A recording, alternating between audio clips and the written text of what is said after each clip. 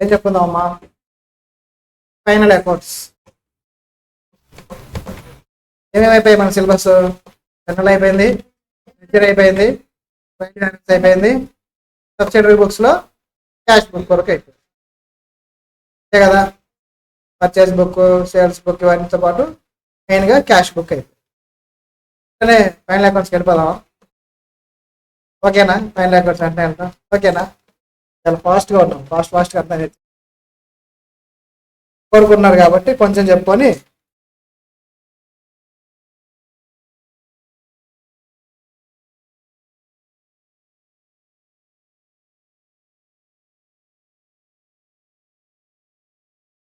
ఇది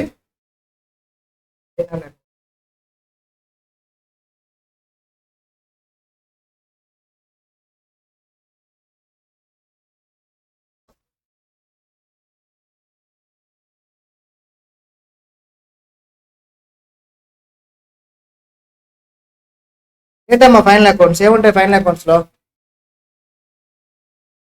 trading, profit and loss, balance sheet. అంతే, ఇంకేమైనా ఉంటాయా? ఉంటాయా? ఇవి ఎక్కడి నుంచి వస్తాయి అసలు? ప్రిపేర్ చేయాలంటే మనకి ఏమేం కావాలి? ప్రాసెస్ రాద్దామా? అకౌంటింగ్ ప్రాసెస్ చెప్పనమ్మా. ప్రాసెస్ ఏంటి? అకౌంటింగ్ నేర్చున్నారు కదా మీరు? అకౌంటింగ్ ప్రాసెస్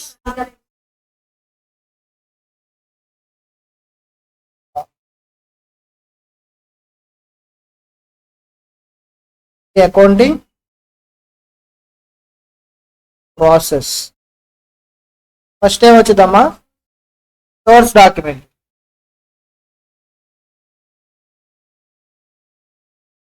సోర్స్ డాక్యుమెంట్ దీని నుంచి ఏం చేస్తాం మనం? జర్నల్ ప్రిపేర్ చేస్తాం.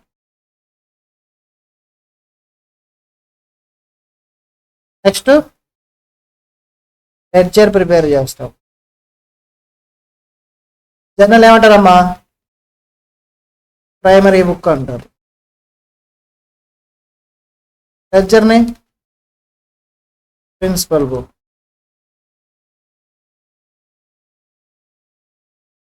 ఏమంటారు దీన్ని?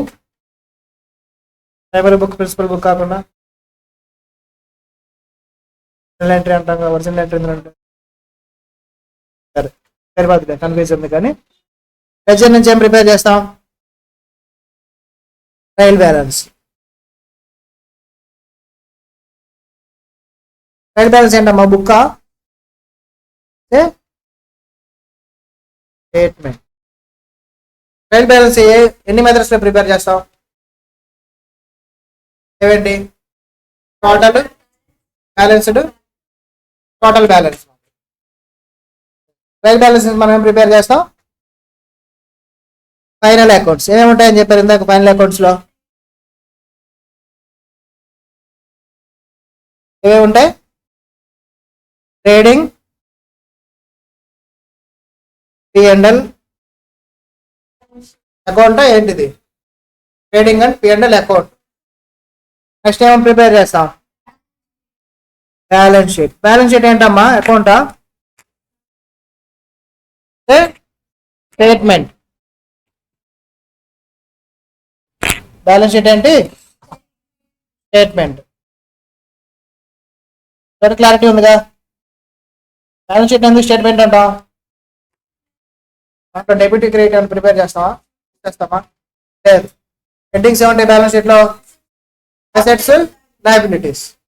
Liabilities, assets. అంతేగాని డెబిట్ ఇది, క్రెడిట్ ఇది అని అట్లా రాయంగా.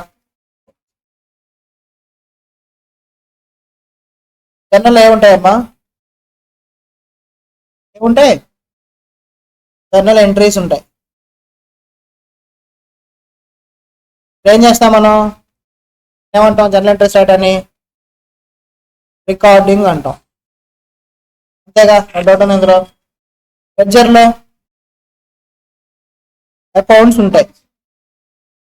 అకౌంట్స్ ప్రిపేర్ చేయడానికి ఏమంటాం మనం? ఏమంటాం? పోస్టింగ్ అంటాం. దీన్ని ట్రాన్స్ఫర్ చేస్తాం ట్రయల్ బ్యాలెన్స్ కి. అకౌంట్స్ ఉంటాయి కదా, ట్రయల్ బ్యాలెన్స్ పంపిస్తాం అన్నీ కూడా. మీరు పంపించేటప్పుడు మనకి ఏమున్నాయి?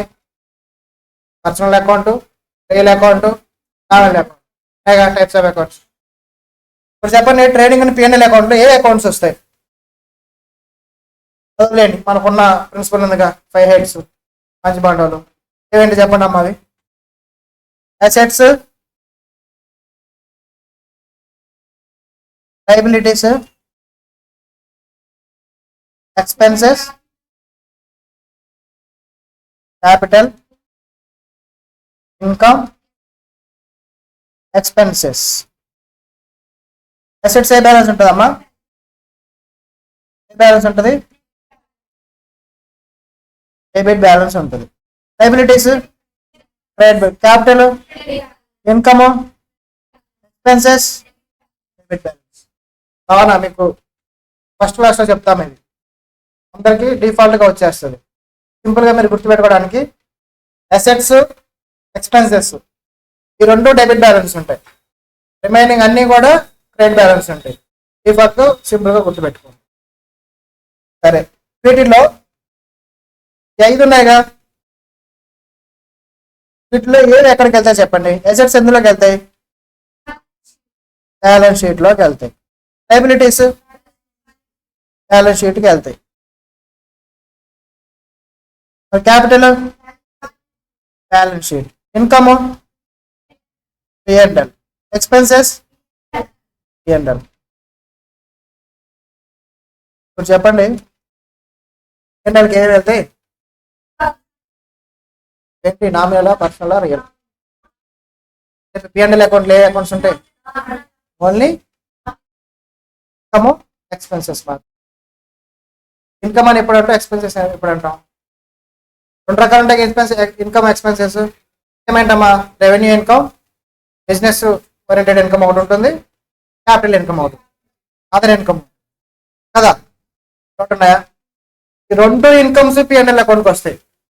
రెండిట్లో ఏదో వస్తాయని ఏం చెప్తారు? 2 ఇన్కమ్స్ పిఎన్ఎల్ అకౌంట్కి వస్తాయి. ఓన్లీ రెవెన్యూ ఇన్కమే పిఎన్ఎల్కి తీసుకొస్తామా? లేదుగా. ఏ ఇన్కమ్ అయినా సరే అది పిఎన్ఎల్ అకౌంట్కి వస్తుంది, ఏ ఎక్స్పెండిచర్ అయినా సరే పిఎన్ఎల్కి వస్తుంది. అదే ఎక్స్పెండిచర్ నేచర్ మార్చుకొని అది ఎసెట్గా మారింది అనుకో, మనం ఫర్నిచర్ పర్చేజ్ చేసాం, అది ఎక్స్పెండిచరేగా, కానీ దానికి ఎందుకు మనం ఎక్స్పెండిచర్ అన్నాం? అది దాని బెనిఫిట్ అనేది మోర్ దెన్ 1 ఇయర్ వస్తుంది కాబట్టి దాన్ని ఎసెట్ అంటాం. మీరు ఎసెట్ కొన్నా డబ్బులు ఇచ్చే కొంటారుగా, మనకి ఎక్స్పెండిచర్ మన జేబులో మనీ బయటకు వెళ్తాయిగా, ఖర్చు పెడతాంగా. కానీ అది క్యాపిటల్ ఎక్స్పెండిచర్ అవటం ఎసెట్లో రాస్తాం, కానీ దాన్ని ఇన్కమ్ తీసుకొస్తాం. Income expenditure తెస్తామా?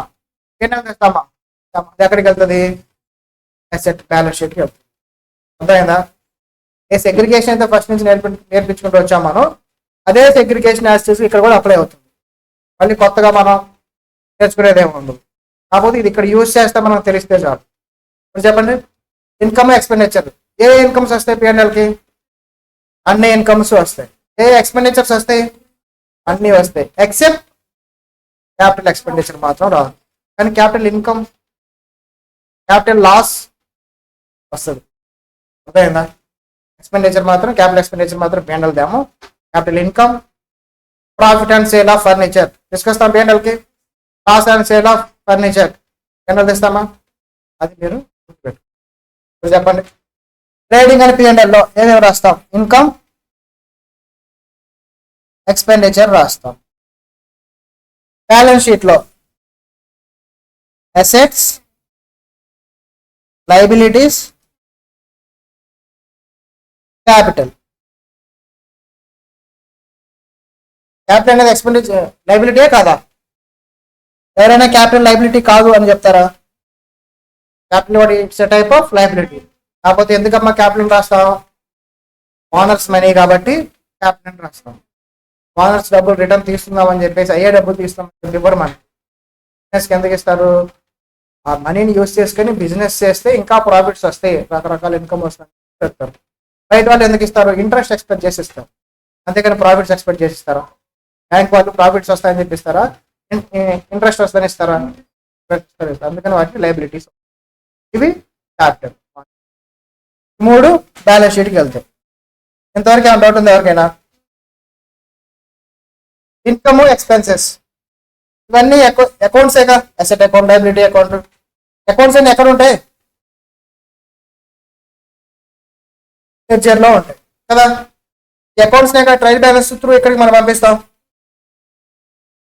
ఇందులో income, expenses trading P&L account రావడానికి రీజన్ ఏంటంటే ఈ అకౌంట్స్ అనేవి క్యారీ ఫార్వర్డ్ అవుతాయి అవ్వ, నెక్స్ట్ ఇయర్కి క్యారీ ఫార్వర్డ్ అవుతాయి అవ్వ. Income, expenditure account, income, expenditure account close అయిపోతాయి. ఏ ఇయర్కి ఆ ఇయర్ ఇన్కమ్ ఏంటమ్మా, పర్టికులర్ ఇయర్ ఇన్కమే ఇన్కమ్. అదే ముందుగా వస్తే దాన్ని ఏం చేస్తాం? లయబిలిటీ కింద చేసుకెళ్ళి బ్యాలెన్స్ షీట్లో రాస్తాంగా. ఏం చెప్పాం? ఇన్కమ్ అప్పుడు ఇన్కమ్ రిసీవ్డ్ ఇన్ అడ్వాన్స్, ఏంటది? లయబిలిటీ. ఇక్కడ వస్తుందా? మనం కలిసి కలిసి ఉన్నా సరే డిడక్ట్ చేసి తీసుకెళ్ళి మళ్ళీ ఎక్కడ రాస్తాం?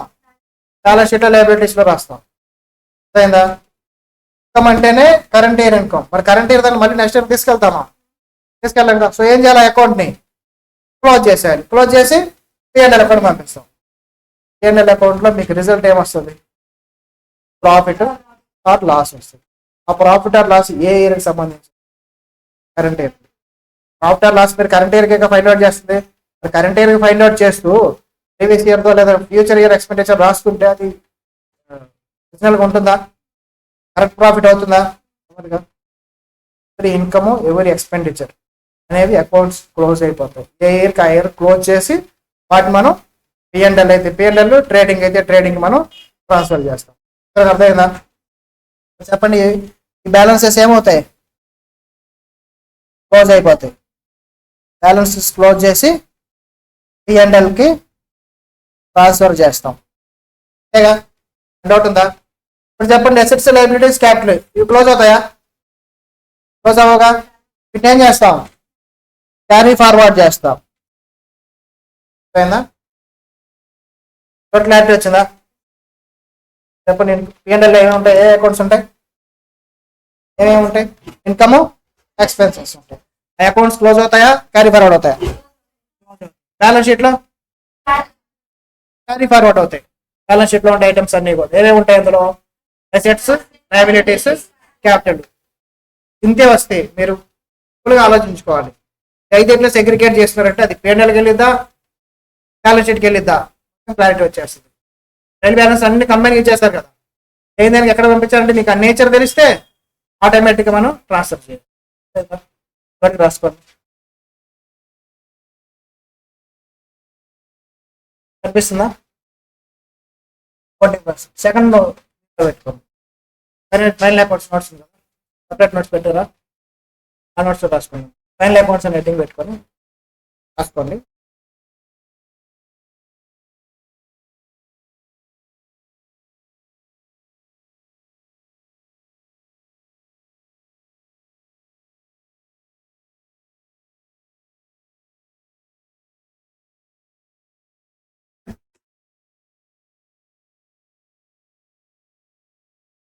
ఎంతవరకు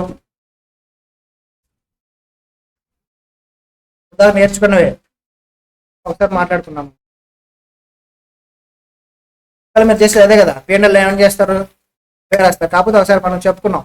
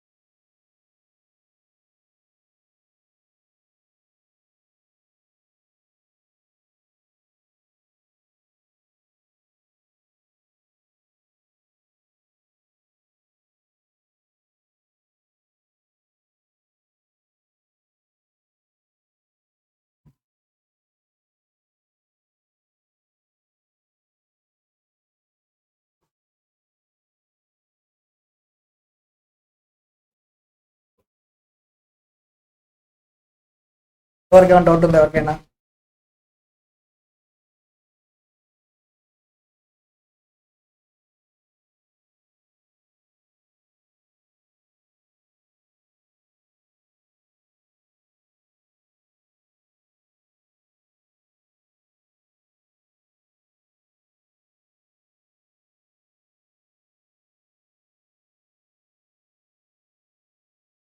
సిలబస్ అయిపోయే వరకు ఫస్ట్ లో మాట్లాడుకున్న బేసిక్స్ ప్రతి క్లాస్ లో మాట్లాడుకుంటూ ప్రతి టాపిక్ స్టార్ట్ మాట్లాడుకుంటూ అది చెప్పు బేసిక్స్.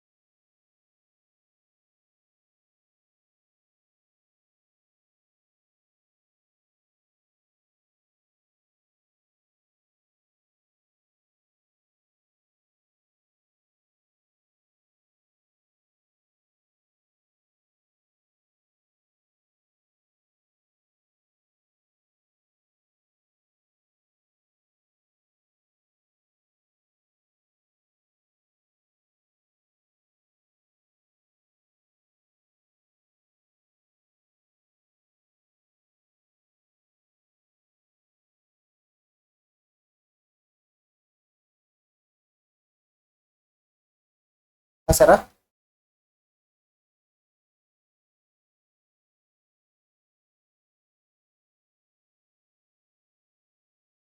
బ్యాలెన్స్ షీట్స్ ఎవరెవరు ప్రిపేర్ చేస్తారమ్మా?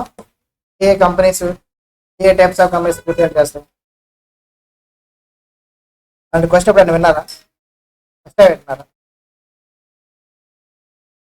ఎవరెవరు ప్రిపేర్ చేస్తారు? చేసే ప్రతి ఒక్కళ్ళు ఎవరెవరు అన్నప్పుడు అందరూ అని చెప్పాలి. కొత్త క్వశ్చన్ వినాలని చెప్పేసి ఆన్సర్ మర్చిపోవు, ఆన్సర్ లేదనుకో ఉందిగా. ఎవరో ప్రిపేర్ చేస్తారు. ఎన్ని టైప్స్ ఉంటాయమ్మా బిజినెస్? ఎన్ని టైప్స్ ఆఫ్ బిజినెస్లు ఉంటాయి చెప్పండి, తెలిసినాయి? మీ సిలబస్ మొత్తం ఓపెన్ చేసి టాపిక్స్ చెప్పుకుంటూ వెళ్ళిపోతే సరిపోతుంది. సోల్ ప్రొపరేటర్, పార్ట్నర్షిప్ కదా, ట్రస్ట్, నాన్ ట్రేడింగ్ అని ట్రస్టేగా, ట్రస్ట్, కంపెనీ, ఏ టైప్స్ అంటే చెప్పండి, అబౌట్ చెప్పండి. Sole proprietor, partnership,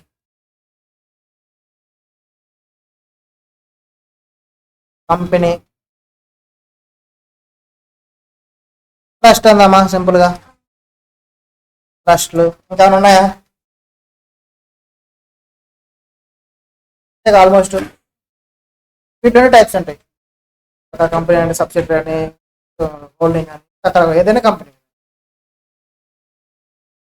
business organisations కూడా ఉంటాయి, అవి కూడా ట్రస్ట్ కింద వస్తాయి. ఇప్పుడు మోస్ట్లీ ఏంటంటే గవర్నమెంట్ ఆర్గనైజేషన్ సంబంధించిన కంపెనీస్ వాటిని కొన్ని కొన్ని అథారిటీస్ ట్రస్ట్ కింద డివైడ్ చేసేస్తాయి, అన్నీ మార్చేస్తాయి. పోర్ట్స్ ఉన్నాయనుకోండి, సెంట్రల్ గవర్నమెంట్ పోర్ట్స్ ఉంటాయిగా, ఆ పోర్ట్స్ అన్నింటిని కూడా అంతకుముందు ఏంటంటే గవర్నమెంట్ కిందే ఉండేవి, గవర్నమెంట్ ఆర్గనైజేషన్ లాగా చూసేవాళ్ళు. ఇప్పుడు ఏం చేస్తున్నారంటే వాటిని ట్రస్ట్ల కింద మార్చారు. ట్రస్ట్గా ఉండేది అథారిటీ కింద మారుస్తున్నారు. ఏదో ఒక ట్రస్ట్, అథారిటీ అని ఏదైనా సరే ట్రస్ట్ల కిందకి వస్తాయి మొత్తం. నాన్ ప్రాఫిట్ దృష్టిలో పెట్టుకుని ఫామ్ అవ్వం. ఇప్పుడు చెప్పండి, మీకు ఉంది కదా సోల్ ప్రొపరేటర్, ఫైనల్ అకౌంట్సే కాదు, పార్ట్నర్షిప్ ఇప్పుడు ఒక ఫైనల్ అకౌంట్స్ ప్రిపేర్ చేస్తాము. కంపెనీ మీకు సిలబస్ కొంత ఉంటుంది, కొంత ఉండదు. ఇనిషియల్ డేస్లో ఏంటి బేసిక్స్ లాగా ఉంటాయి. కంపెనీ కూడా company final accounts topics, trust, non profit organisation అన్నీ ఉన్నాయా సిలబస్లో మీకు? ఉన్నాయిగా, టైప్స్ అని రాసుకోండి.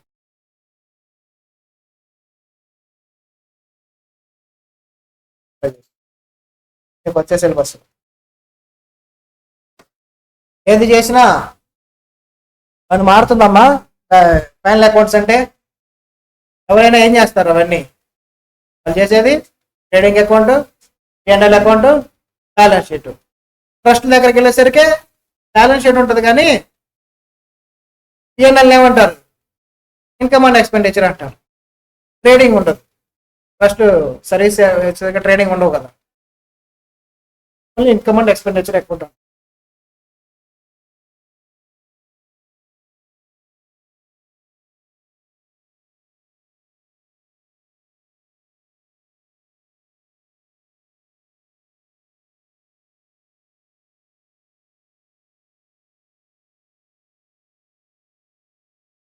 లేకపోతే మీకు హోంవర్క్ ఇస్తాను, హోంవర్క్ ఉంటుంది.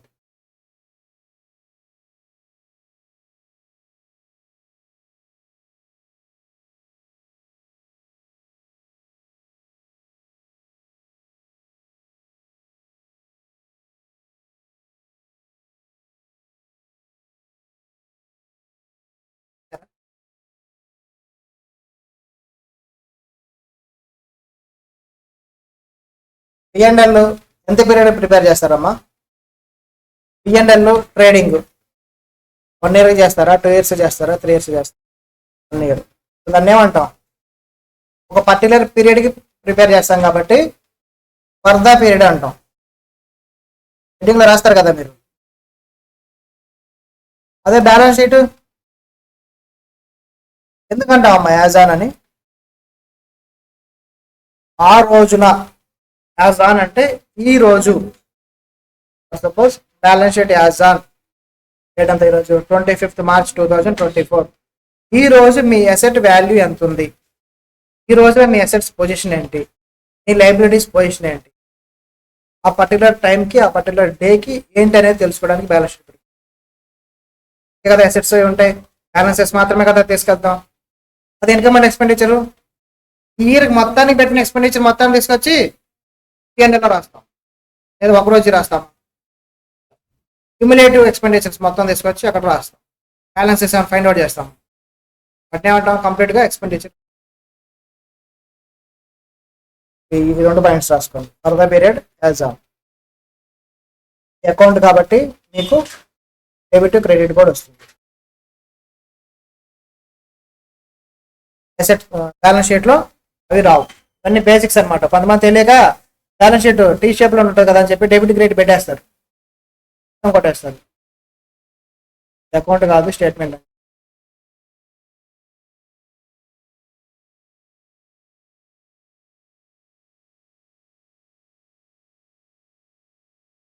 రేపు మీరు టయానికి చిన్న హోంవర్క్ చేసుకున్నాం, వర్క్ కాదు, జస్ట్ ఒక ప్రాక్టీస్ లాగా అనుకో. పేజ్ నెంబర్స్ చెప్పే కదా, చిన్నప్పుడు చూసి రాతలు అది ఒకసారి ఎక్స్పీరియన్స్ అవుదాం, మళ్ళీ పెద్దయ్యాక అవుదామా?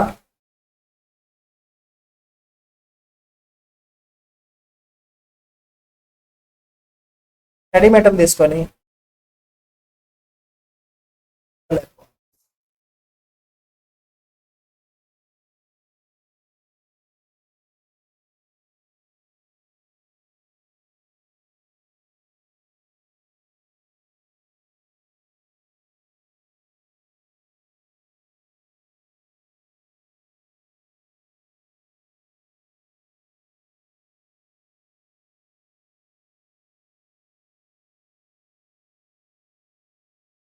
ఫస్ట్ ఏంటమ్మా 7 న్యూ స్టడీ మెటీరియల్లో పేజ్ నెంబర్స్ ఇవి. 7.8లో మీకు ట్రేడింగ్ అకౌంట్ ఫార్మాట్ ఉంటుంది. ఏమన్నా ట్రేడింగ్ అకౌంట్లో చూడండి, స్టాక్ ఉందా, ఓపెనింగ్ స్టాక్ ఉందా, పర్చేస్ ఉన్నాయా, అవుట్ వర్డ్స్ ఏం చేశారు, ఇక్కడ లెస్ చేశారు, ఇవన్నీ తర్వాత మళ్ళీ చేస్తాం, సమ్ చేసి డబ్బు వస్తాం. జస్ట్ చెప్తున్నాను మీకు. Expenses, freight, customs, wages, water, factory expenses, royalty and production, ఇవి ఎందుకు ట్రేడింగ్ అకౌంట్లో రాస్తారనేది మనం డిస్కస్ చేద్దాం. ఒక్కొక్కటి డిస్కస్ చేద్దాం. ప్రస్తుతానికి ఏంటంటే ఏమి ఉన్నాయి అనేది మాత్రమే చూడండి. ఎందుకు ఉన్నాయి అనేది మనం ఫర్దర్గా డిస్కషన్లో వస్తాయి. ఇప్పుడే మనం టచ్ చేయకూడదు. రైట్ సైడ్ సేల్స్ ఉన్నాయి, చేసేసాం. స్టాక్, ఇక్కడ స్టాక్ వచ్చింది, ఇక్కడ స్టాక్ వచ్చింది, ఎందుకు అలా వచ్చింది ఆల్రెడీ ఐడియా ఉంటుంది, మళ్ళీ డిస్కస్ చేద్దాం. ఐడియా ఉంది, నేను డిస్కస్ చేస్తాను. బ్యాలెన్స్ ఏంటి, క్రాస్ లాస్ అవుతుంది లేదంటే క్రాస్ ప్రాఫిట్ అవుతుంది, రాసుకొని రావాలి. నెక్స్ట్ ఏదమ్మా, 1.16 పేజ్ నెంబర్స్ రాసుకోండి. Profit and loss account. Profit and loss account మీరు మొత్తం నోట్స్లో చూడండి, అంతే కాదు అంతా ఉంది. సెగ్రిగేషన్ ఉంటుంది, ఎక్స్పెండిచర్స్ అన్నీ కూడా రిఫరెన్స్కి ఉపయోగపడుతుంది. ఎగ్జామ్లో మీరు అలా సెగ్రిగేట్ చేసి రాయాల్సిన అవసరం లేదు, కంబైన్డ్గా రాస్తాం. కంబైన్గానే రాస్తాం, సెగ్రిగేషన్ ఇప్పుడేం అవసరం. ఎందుకంటే ఎక్స్పెన్సెస్,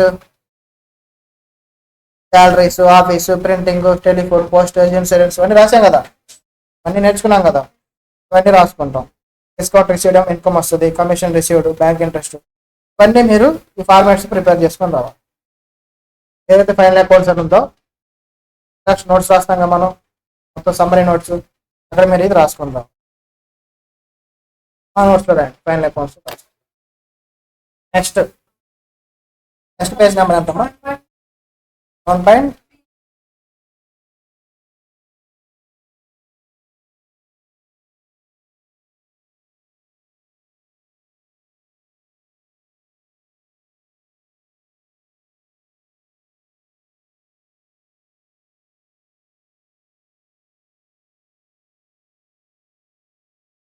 1.37లో కూడా ఉంటుంది, టచ్ చేయొద్దు.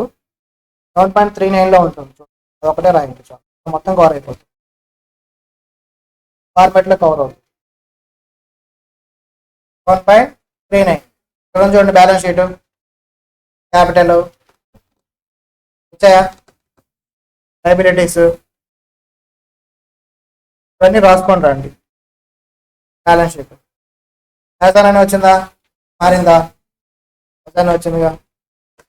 చెప్పిన అసెట్స్ అన్ని, అసెట్స్, లైబిలిటీస్, క్యాపిటల్ కావాలి, ఇంకా వచ్చాయి బ్యాలెన్స్ షీట్ లేవుగా, రైట్గా చెప్పుకుంటాం.